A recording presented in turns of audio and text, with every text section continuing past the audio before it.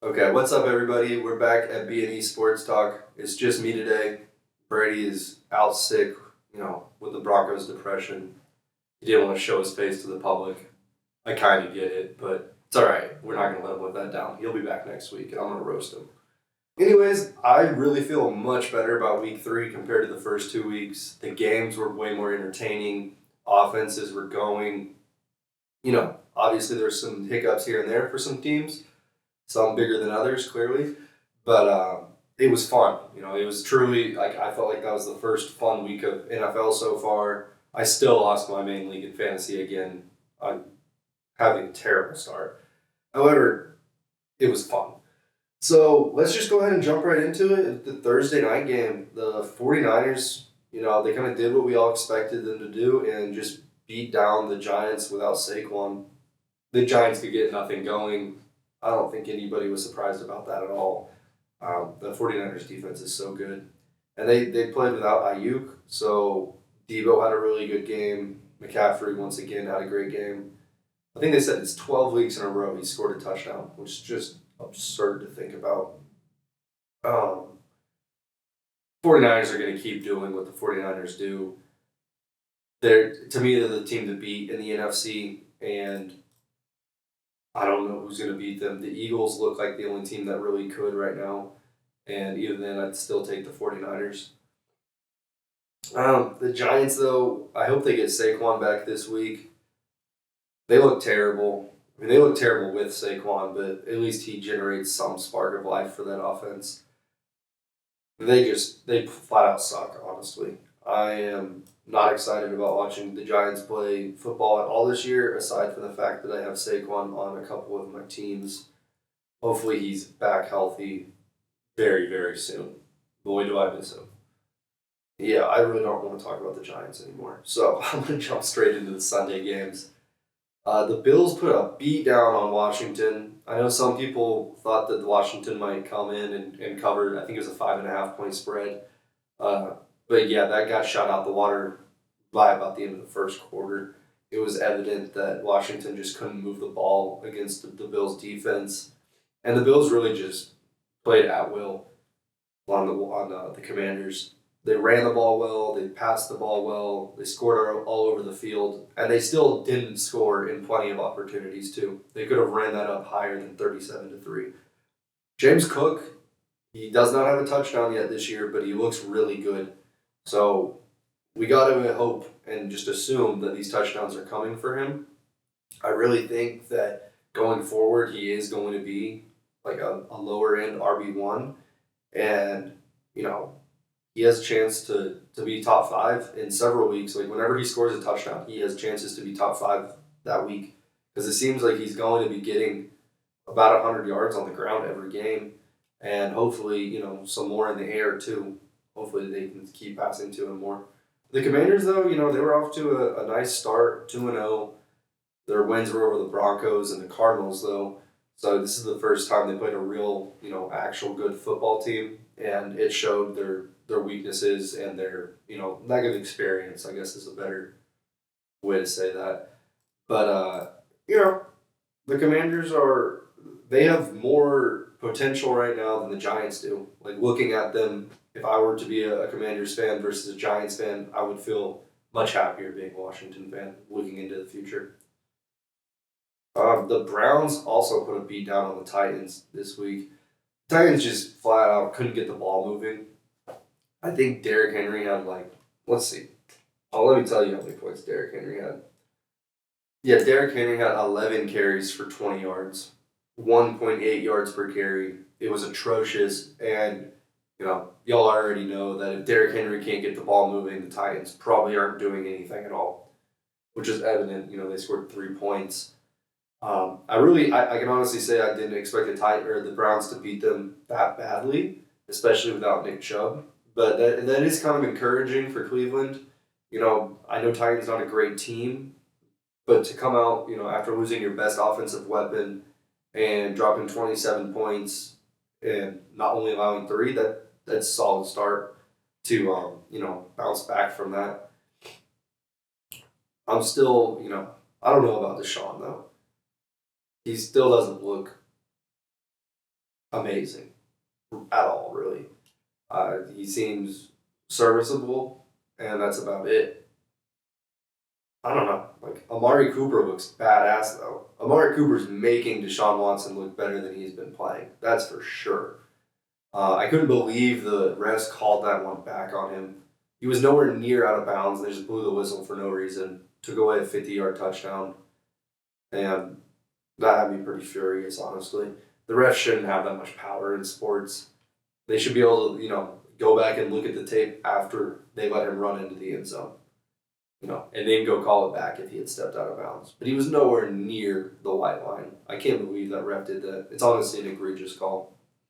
But yeah, I'm worried about the Titans offense going forward. If you have DeAndre Hopkins or if you have Derrick Henry, particularly Derrick Henry, that doesn't look too hot right now. I was really high on him going into the year because I figured that just his volume alone will carry him. But when he goes out and has 11 carries, that's not going to do it for you, Derrick Henry. Derrick Henry's the type of back that likes to have reps on reps on reps, and every single rep he hits you a little bit harder and a little bit harder until you're so beat down you don't want to tackle him, and that's when he busts out for an 80-yard touchdown.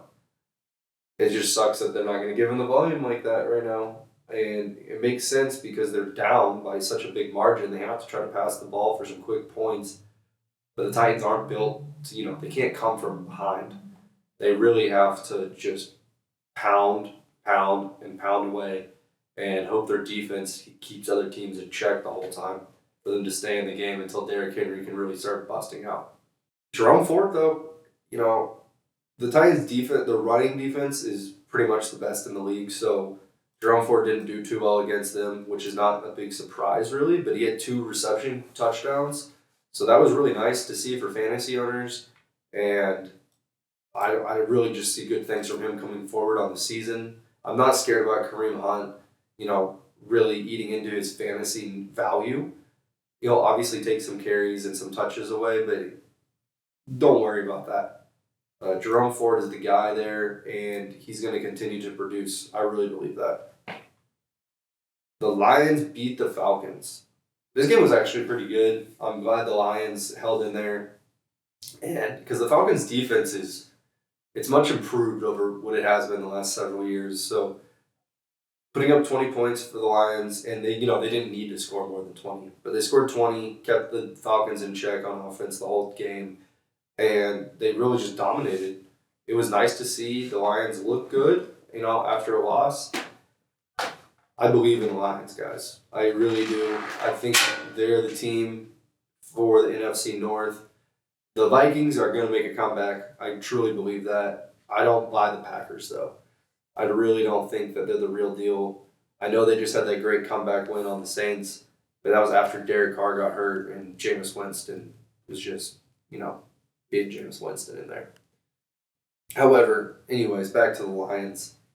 Jahmyr Gibbs, again, the Atlanta rush defense is pretty good, so I can't hold this game on his head too hard. I wanted to see more, though. I really wanted to see more out of him. And, he had the touches, more touches anyways. And he really just didn't produce with them. He had a few good carries. I will say, though, that the refs were just hoeing them out there. Just penalty flag after penalty flag, hold after hold after hold. I felt like every time I was about to get a couple points out of Gibbs, there'd be a flag flying. Amon-Ra looked good. Khalif Raymond was the other dude on the field this week in the wide receiver core for them, as well as obviously Sam Laporta. What a game he had. 50-yard touchdown all over the field. He's looking like he could make a case for having the best tight end season of all time. He's giving Kyle Pitts a run so far through 3 weeks. I'll be interested to see how, he continues to do throughout the year. Hopefully he can stay healthy. Laporta, though, he's got, I believe, the most yards through 3 weeks of any rookie tight end in history. So we shall see how that progresses. Should be fun to watch. Jared Goff is playing pretty decent. Amon-Ra continues to just be Amon-Ra. He's hard, man. That guy's actually legit. I love watching him play wide receiver. Always open, always catching the ball, always trying to make something happen after the catch. And on the Falcons side of the ball, Bijan, he didn't really do anything. I mean, nobody really did anything. I will say, though, Kyle Pitts finally had more than 2 catches. It, it wasn't even that good of a game. I think he finished with like 9.6 fantasy points. I'll take it, though. With the first 2 games, the way it did start off, I'll take it. There was a really nice deep route over the middle of the field, probably about 40 yards past the line of scrimmage. He's open, nicely open, and he's so fast. Like, if he catches this ball, he could probably outrun everybody to the end zone. Desmond Ritter shot it about 6 yards right over his head. I can't stand that guy. But at least he was able to find him a few times. So hopefully that's a sign of things coming forward, and we can get him into the end zone. It sure would be nice. Drake London made a couple catches. It was just a bad game all around for Atlanta offensively. I'm ready to see them come back this week and play Jacksonville. Jacksonville looks terrible, by the way. So maybe Atlanta can come in and get something going against them. All right, staying in the NFC North, the Packers. What a game. Down 17-0. I actually left the house. I ran to the store real fast to grab some burgers and hot dogs for like 5 minutes. And then my friend called me and he's like, bro, the Packers just tied the Saints. Like, what? You're kidding me. That's just insanity. I don't know how they did it so fast. I mean, I went back and watched the replays and stuff, and it was impressive. I give them credit where credit is due. However, I still don't believe in them. I think the Saints lost a lot of hope once they saw Derek Carr go down. They still should have held on and won that game. They needed to win that game. It's okay, though. You know, if you're a Saints fan, Derek Carr's injury is not as major as I thought it would be anyways. So, sounds like he'll be out a few weeks. All Jameis has to do is just conserve the ball and not give away games. You know, if he doesn't turn the ball over a bunch, the Saints defense will keep them in basically everything, and they'll be okay till Derek Carr gets back. The Packers, though, that was a game without Aaron Jones, and Christian Watson for that matter. You know, arguably their 2 best offensive weapons, and Jordan Love's out there just slinging that ball, looking nice. AJ Dillon had a solid game, and Romeo Dubs again, just rolling. Uh, I don't know. Maybe I'm just sitting here looking like a dumbass talking about how I don't believe in them because Jordan Love does look like the real deal. I don't know, man. I just don't know. It's just hard for me. Like, maybe it's just because I can't stand the Packers, and it's just a nightmare for me to think about the fact that my entire life, like Brett Favre and then Aaron Rodgers, and they can't possibly have another guy, right? Right? That's just too much sauce for one team. Everyone's got to have a little bit of a dip between their quarterbacks. At least every 20 years, you'd think. Like, man. Anyways, Aaron Jones, I believe, is coming back this week. So that'll be good for everyone that has him. Hopefully he's back to full health. I know he could have played this week, but with a hamstring, it's always good to just play it on the safe side. He should be back rolling this week and, being a major role in that offense. I think Christian Watson should come back this week too. I'm not betting on that guy though for anything because it seems like Jordan Love's already making such a good connection with the other guys around. Christian Watson will clearly get some targets, but he's coming in with such a disadvantage of all this lost time throughout the offseason and these first 3 weeks. Wait and see on him. I'm not sure if I would just throw him into my lineup the second he comes back. All right, what's the next game? Patriots and Jets. What a doozy. That game was trash. The Jets fucking suck, guys. Like, it's the only way to put it. They are god-awful. Their offense, led by Zach Wilson, is god-awful. Their defense is still legit. Their offensive weapons are still legit. They have a trash offensive line, and they have the worst quarterback, maybe outside of Nathan Peterman, that I've ever seen throw a ball in the NFL, and Ryan Finley. But that's it. I mean, he's in the group with those 2 dudes. I'm shocked. I'm astounded. I don't understand. Like, how the hell do you watch that for 3 weeks and you're just going to say, yeah, we're going to keep rolling him out as a starter? Bro, play Tim Boyle. Like, pay anybody. There is no possible way. There's not a soul in New York City that can't go out there and play better than that. There's no fucking way. It drives me crazy. Like, Garrett Wilson, what a wasted pick. Like, what a wasted season for such a good talent. Just, in a pure real life sense. I feel so bad for that guy. Can't fucking find the broadside of the barn, man. Zach Wilson sucks. They just need to leave. Like, the GM needs to go. Whoever the fuck drafted that guy should never have a job in the NFL again. I'm being a little extreme. But why not? Like, dude, I would have fired that guy the second I saw Zach Wilson step on a football field. I would have fired that guy last year, and I would have cut Zach Wilson and just ate it. Like, screw it. Like, we're eating the money. Nobody's going to trade you for him. You're not going to get a damn penny for that guy. You're not going to get shit for that. Like, the 49ers did it right. They realized they messed up. They traded all those picks, paid all that money to go get Trey Lance. They realized they messed up, and they said, screw it. We're just going to eat our losses right now and just cut bait. That's the way to do it. The Jets are making themselves look like fools. They're riding this guy because they picked him second overall in the draft, and they want to, they just don't want to look like dumbasses. Even though every time they play him, they look like more of a dumbass. Sorry, that's my Jets rant of the day. Garrett Wilson is killing me right now on my team. What a second round pick. Patriots, they won though. Let's talk about the winning team. But yeah, the Patriots defense, they look legit. They always look pretty legit. I will say though, I'm pretty sure like the high school down the street, they might be able to look legit against Zach Wilson. I'm not gonna hold a Jets game, in high regards for any good performance for any team on defense. They did what they were supposed to do. I'll put it that way. Their defense did what they were supposed to do. Gave up only 10 points. And the only touchdown of the game was, at the end of the game, is they really only gave up one good drive in 4 quarters of football. So that was good to see. The Jets' defense is legit, though, so, anytime you score at all on them, it's a successful drive for sure. I don't know. The Patriots' offense is it's really just unelectric and not exciting to watch. However, Mac Jones seems to run it pretty well for what it is. Everyone just has their role. It's not flashy at all. But, it turns into a win.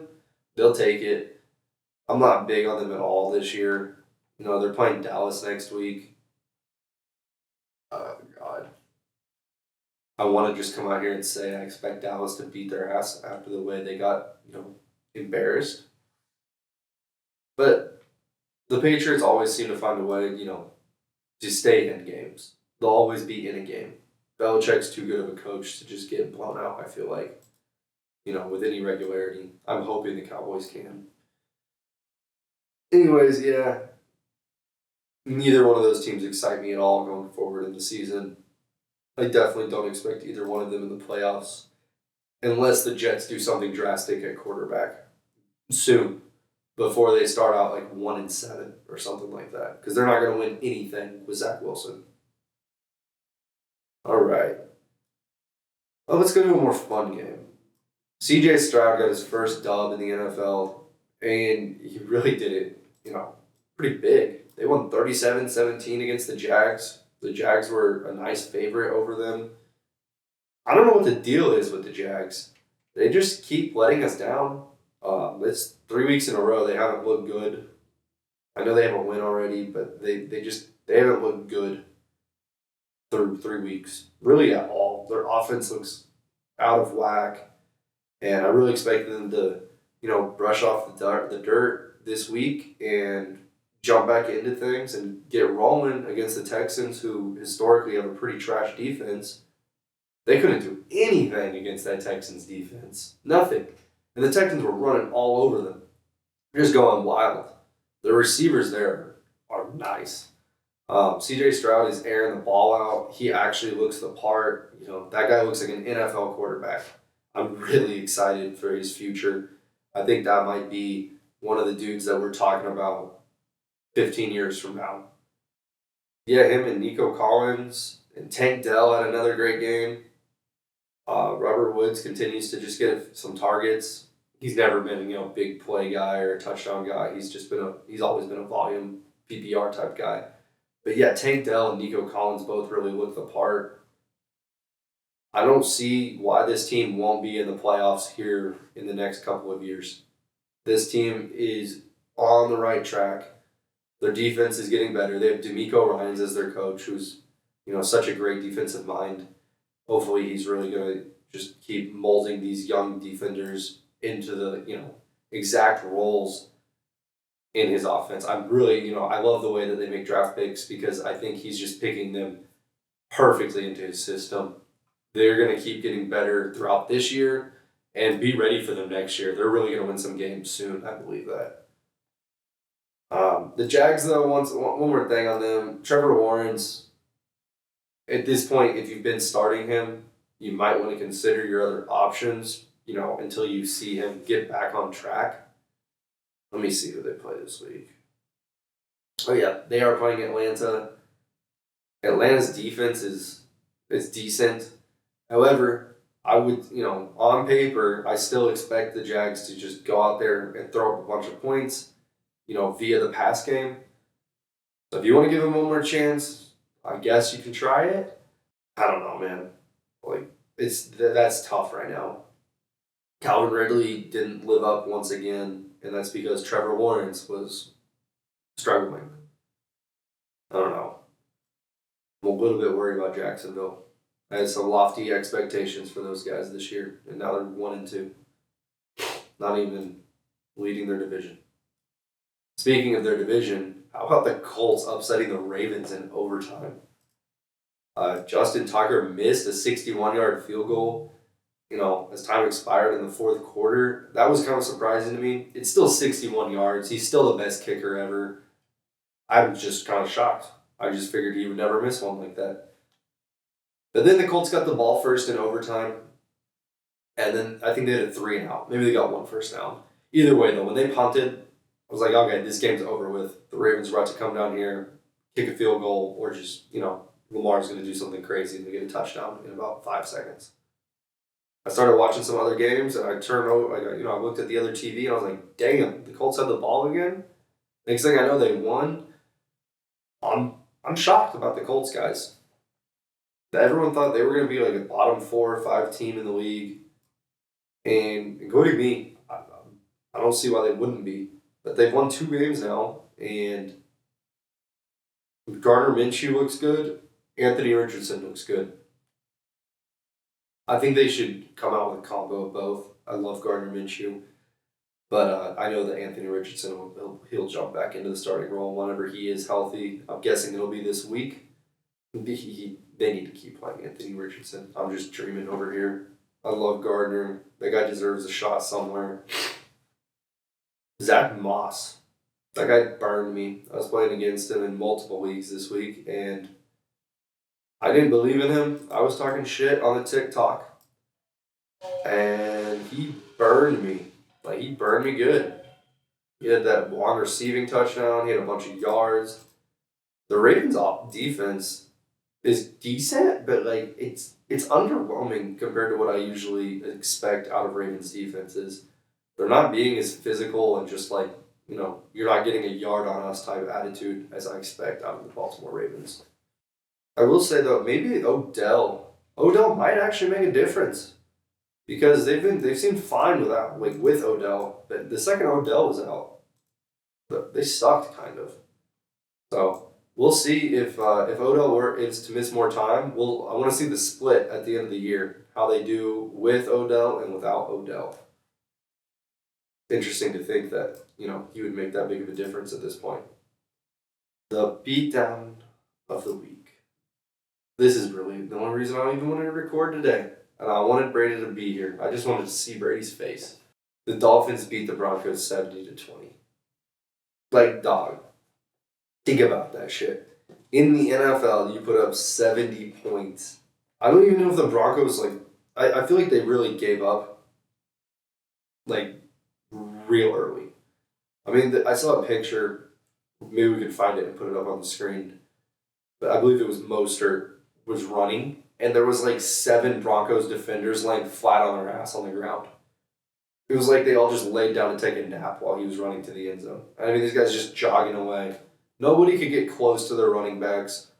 Tyreek was wide open. That first play, like when the game started, and Tyreek is about 15 yards of space on all 4 directions of him, I knew the game was over with. The Broncos are out of their minds. How do you play a Dolphins team that doesn't have Jalen Waddle and you're not triple covering Tyreek every single play? Like, how does that happen? How do you leave that guy open? In a mid-range, too. It wasn't even like he outran everybody at that point. Like, he was mid-range, and there's not a soul near the guy. I don't know what is going on with the Broncos, but, like, they should fire Vance Joseph because that guy is just out in left field, I guess. I don't know what game planning they did for this, but it was bullshit. You give up 70 points in a game, couldn't make a tackle. They couldn't do anything. I think A-Chain had 4 touchdowns, and Mostert had like 3 of them. It was just absolute bonkers. I've never seen anything like it. I'm really glad I got to sit down and just watch the Broncos get shit all over the field.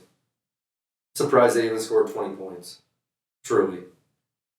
That looks like a junior varsity team playing 2015 Alabama. That's exactly what that looked like. Damn, bro. 70 points? I just need a second to sit here and think about how bad the Broncos suck. Okay, I've pondered about the Broncos for long enough. I just wish that Brady was here so we could see his face right now. Because, dude, they suck. I was talking to him on the phone on Sunday. He literally looked at me, or he didn't look at me through the phone, clearly. But he said, listen to this bullshit. As a Broncos fan, this is how down bad Broncos fans are right now. They don't even have a first-round draft pick this year. The Seahawks have it. So I was like, oh, yeah, you don't get your first rounder. He looked at me through the phone over speaker and said that he wants next year's first pick overall, too. He wants no wins for 2 years. That's how down bad the Broncos are. Russell Wilson ain't it. Sean Payton, so far, is just not it. Nothing they have there is it. They just got to gut it all. I feel the only person I feel bad for there is the owners. They just paid all that money just to buy a losing-ass franchise. Only good thing they've ever done is have Peyton Manning. That's what they should have done. They should have gotten Aaron Rodgers. He would have been healthy. He wouldn't have torn his Achilles. And all this would just be okay for Broncos fans. But instead they got Russell fucking Wilson. And fucked their whole next, 10 years. I mean, dude, they are fucked for as far into the future as I can see. Unless something drastic happens, now, they're just going to have to gut everything and start a rebuild looking like the Houston Texans. It's going to be a long time until the Broncos are good, I think. It really excites me, truly. Because fuck the Broncos. Okay. Staying in that AFC West. The Chargers, who were tied with the Broncos at the bottom of it, are now a game ahead, leaving the Broncos in last place by themselves, where they belong. That was a decent game. The Chargers beat the Vikings 28-24. Keenan Allen, oh my goodness, he had 20 catches for over 200 yards, and he threw a 50-yard touchdown pass. What a game he had. That was awesome. But Mike Williams tore his ACL out for the season. So that's definitely a big loss for them. Definitely go look at Quentin Johnson and Josh Palmer. Both of those guys are going to be legit waiver wire picks. The Chargers won this game without Austin Eckler. I'm kind of surprised, truly. They don't run the ball at all when he's not there. Josh Kelly had like 25 yards. The guy's so lame. But I guess they don't need to run the ball when Eckler's not there. So credit to them. Justin Herbert looks really good. The Vikings defense is just so susceptible. I don't really get what the deal is with them, but they just get beat all over the place. It doesn't matter how. They're going to lose games. Um, on the flip side of the coin, though, on the Vikings offense, Kirk just continued to do what he's been doing. Bunch of yards, some touchdowns, looking good. Strong in that top 2 or 3 quarterbacks of the year so far. That's not a thing. He's like on pace for 6,100 passing yards, 75 touchdowns, and an 0-17 record. That'd be crazy to see. I don't know though. I think the Vikings are going to start winning some games. I really hope so. We'll see about it. Maybe this year is the opposite of last year, and they just lose every game instead of winning every game. Because I think they won 11 one-score games last year, which is just absurd to think about. So this year they lose 11 one-score games. I really hope not. They're playing Carolina next week, so that should be a good opportunity for them to pick up their first win. All right, in the NFC North as well, and the AFC West, Chiefs and Bears. This is kind of what I expected it to be. The Chiefs just had their coming out party and just put in some work on the Bears. This also just confirmed the fact that the Bears actually suck. Pretty sure the Chiefs benched everybody before the end of the third quarter. It was a joke. Like, the game was a complete joke. I'm sure the Chiefs have much harder practices than what they just had to do on Sunday. The Bears have mad issues. I believe their defensive coordinator resigned right after the game. They need to fire their offensive coordinator. They need to fire their head coach. I don't believe that Justin Fields is bad. I really just think they're not using him correctly in the slightest. They just got to get somebody in there that knows what they're doing and get the man right. Justin Fields has a lot of raw potential right now. He's young. He can still be molded correctly, and his career, like, it can mean something. Like, I really hope he doesn't go down as a bust because he has so much talent. They can get somebody in there to fix him. The Bears are going to suck regardless all season, but I really, really, really, really would love to see Justin Fields, start breaking out and looking like he did at the end of last season, and hopefully that would impact all the other people on the field, both the running backs and the receivers and the tight end commit. It sure would be nice to see DJ Moore start getting some more usage, throughout the whole game, not just sporadically in garbage time or right in the beginning and then fall off a cliff type thing. I'm sick of that. The Chiefs, on the other hand, though, it was just Kansas City being Kansas City. Travis Kelce is back, baby. He looks good. Mahomes looks good. Their defense looks really good. The defense, to me, is kind of the star of the show for the Chiefs. They're going to be a Super Bowl contender for as long as Mahomes is their quarterback. They're scary as hell. I really think they're going to end up with the 1 seed in the AFC this year, regardless of their Week 1 loss to the Lions. All right. Seahawks beat the Panthers 37-27. It was a pretty good game, offensively for the Seahawks. The Panthers were playing with Andy Dalton as their quarterback, which I thought could be pretty positive, which it was for Adam Thielen. It was for kind of all the receivers, I guess you could say, but they still lost. So the Panthers have a really, really big uphill battle to climb, but I believe that they have a good coaching staff and good pieces to build off of and put their team in the right direction. Seahawks look good, though. DK Metcalf looked pretty good. Kenneth Walker looked really good. Gino looks solid. Tyler Lockett looks solid. They're going to be a perennial playoff contender. I really think 9 wins is a good number for the Seahawks right now. Just kind of go 50-50 the rest of the way.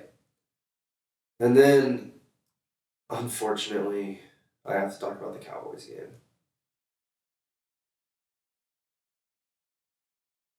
I don't know what the fuck our defense is doing out there. I know we just lost Trayvon Diggs, But that really should not, like, with as great as our defense was before, losing one guy shouldn't have fucked us that royally.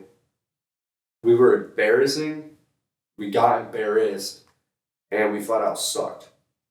We're talking about Josh Dobbs and the Cardinals that just, wrecked our defense. Absolutely wrecked us. We got exposed hard, and now the true tests really start week 5. I think the Cowboys defense will play fine against New England this upcoming week, but then we play the 49ers after that. And after that, it's a lot of much better offenses for basically the rest of the year. We had what were supposed to be 3 cupcake games, walk through 3-0, hopefully 4-0 after the Patriots, 4-1, no problem if we lose to the Niners. 3-2 after week 5, that don't sound too good. And the Eagles looked pretty damn good last night, so that kind of worries me about the Cowboys, in our division standings for the year. On the other side of the ball, though, the Cardinals looked actually like a football team. They definitely so far have not been so far they definitely have not been the worst team in the NFL. That honor definitely belongs to the Denver Broncos or the Chicago Bears. The Jets suck pretty bad, but their defense is good. The Bears and the Broncos are so bad. They are so fucking bad. The Giants are pretty bad too, though. I don't know. My point is that the Cardinals aren't the worst. I know the Giants beat the Cardinals, but that's just Saquon Barkley being the best player on the field. Josh Dobbs is looking good. I'm thinking there's a chance that they just tank because they finally got their one win. I hope that's not what happens because why not? You know what I mean? Like Zach Ertz looked decent out there. Marquise Brown got a nice touchdown. And I would like to see Cardinals players be contributive to fantasy lineups. It would just really be nice to see because I've been counting them out through 3 weeks. I want nothing to do with Cardinals players on any of my lineups. But if we could start getting some of them cheap, in dailies, or if you can trade for some of them cheap, and have them actually have value with that, then that would be a great thing because, as you know, we need more depth everywhere you can get it in the fantasy world. Injuries are happening left and right so far this year. I'm sure, even if you haven't gotten hit hard by the injury bug, you've felt it in some way, shape, or form, I bet you. I'm just going to skip on past this game for real. I don't even want to talk about it anymore. Micah Parsons didn't do anything. Dak Prescott, you know what? I will talk about Dak Prescott because I'm not going to sit here and say he sucks or whatever, but he's got to get his act together. He can't be throwing in that's a clutch time interception. Again, he's notorious for this shit. And it's just infuriating sitting there watching a guy that is so capable of being so good go out there and blow games. But yeah, if Dak can't start getting himself together when it matters in games, then we need to start looking for other options. I'm not going to sit here and keep rooting for a dude that just throws games away in the most important moments. I'm so sick of it. I am so sick of the Cowboys. Makes me want to go pick a new team. But, can't do that. You can't switch up on the boys. It just drives me crazy. At least we're not as bad as the Broncos. But, I just hate having false hopes. The Broncos know they suck. The Cowboys are supposed to be good. We're supposed to beat the shit out of the Cardinals. We were supposed to win that game 40-10. We lost 28-16. And we weren't even in that game in the second half, barely. Just embarrassing all around. Truly sad. All right, into the last couple night games. Steelers beat the Raiders. Steelers' defense is legit. Their defensive line with Alex Highsmith and TJ Watt is deadly. They're at the quarterback's neck every single play, it feels like. just right there. I know they don't get a sack every single play, but they could.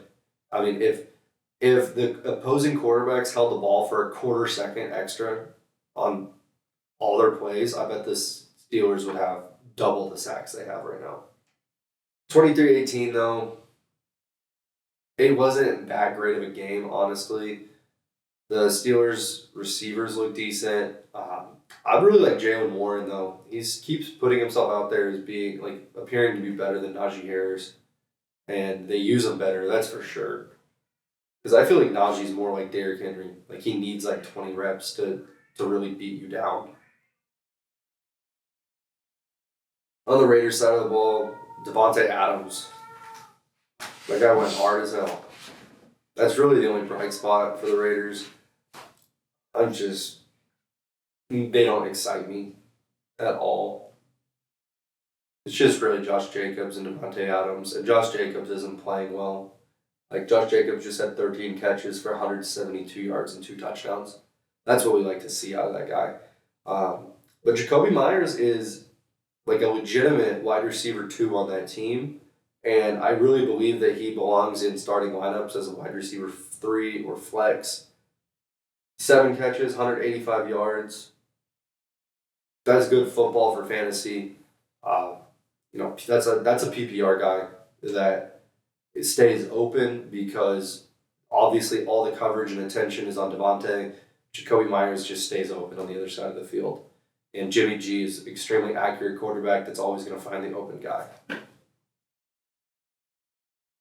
The Eagles kind of looked like themselves for the first time this year so far.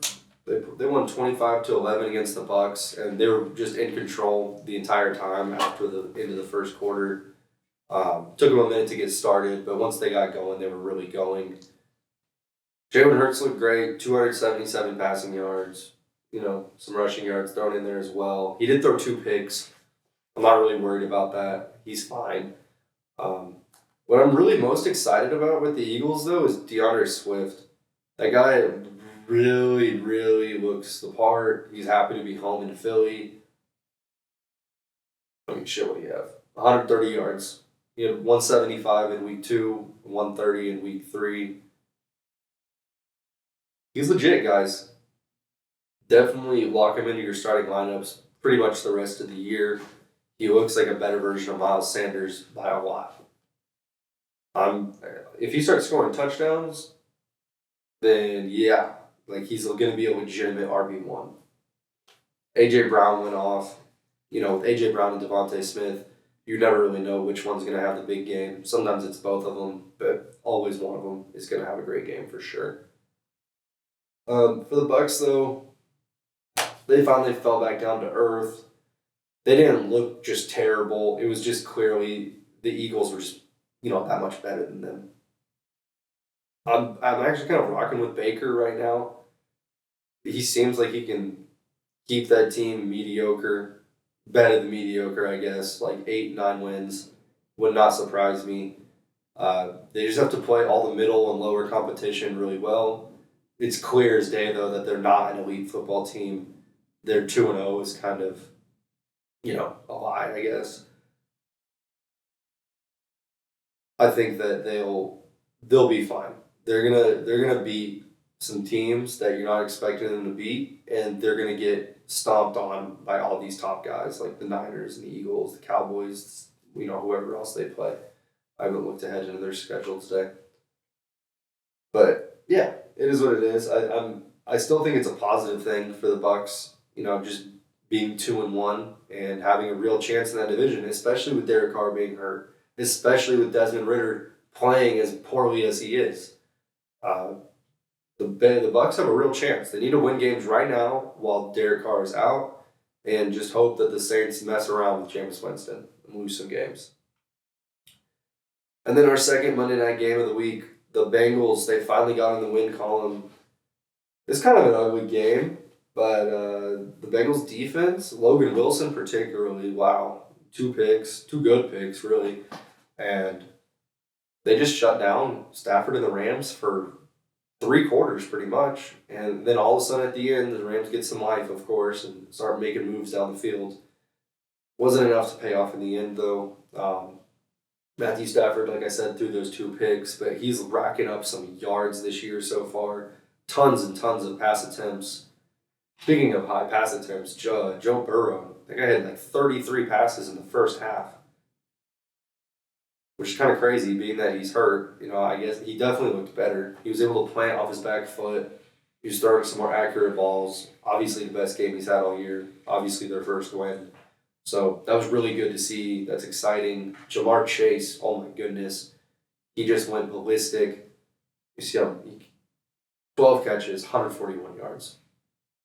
So exciting to see. I wish T. Higgins didn't play as poorly as he did. He dropped some balls. It's okay though when Jamar plays like that. Whatever keeps the Bengals afloat and Joe Burrow feeling good. Joe Mixon had a decent game. Got in the end zone for the first time this year.